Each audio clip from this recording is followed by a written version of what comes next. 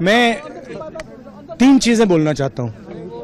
पहली चीज बोलने नहीं दे रहे हैं, मोदी जी घबराए हुए हैं। आपने देखा जो ट्रेड डील 4 महीने से रुकी हुई थी 4 महीने से कुछ बदला नहीं। किसी न किसी कारण, जो मैं जानता हूं नरेंद्र मोदी जानते हैं, नरेंद्र मोदी जी ने कल शाम उस डील को साइन कर दिया। नरेंद्र मोदी जी पर प्रेशर है, भयंकर प्रेशर है, और नरेंद्र मोदी जी का जो इमेज का गुब्बारा है, जो हजारों करोड़ रुपए लेकर बनाया गया था, वो फूट सकता है। इशू ये नारावाने की स्टेटमेंट नहीं है, ये साइड शो है, और वो भी जानते हैं, मैं भी जानता हूं।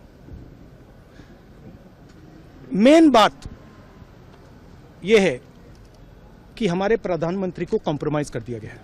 किसने किया है, कैसे किया है, यह हिंदुस्तान की जनता को सोचना है।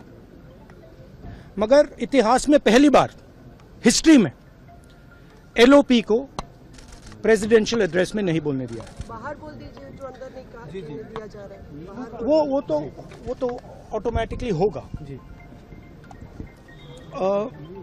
बट ये आप समझिए, और हिंदुस्तान के जो किसान हैं, आप सब समझिए कि इस ट्रेड डील में आपकी मेहनत को, आपके खून पसीने को नरेंद्र मोदी जी ने बेच दिया है। और वो इसलिए बेचा है क्योंकि ये कॉम्प्रोमाइज्ड है। सिर्फ आपको नहीं बेचा है, देश को बेचा है। इसलिए मुझे वहां नहीं बोलने देना है। नरेंद्र मोदी जी डरे हुए हैं, क्योंकि जिन लोगों ने उनकी इमेज बनाई है, वो अब उस इमेज को फोड़ने लगे हैं। एक अदानी जी पर केस है यूनाइटेड स्टेट्स में। वो अदानी जी को टारगेट नहीं कर रहा है, वो नरेंद्र मोदी के फाइनेंशियल स्ट्रक्चर को टारगेट कर रहा है। एक वो है। दूसरा है एप्स्टाइन फाइल्स। एप्स्टाइन फाइल्स में अभी और माल है, वो अभी रिलीज नहीं हुआ है।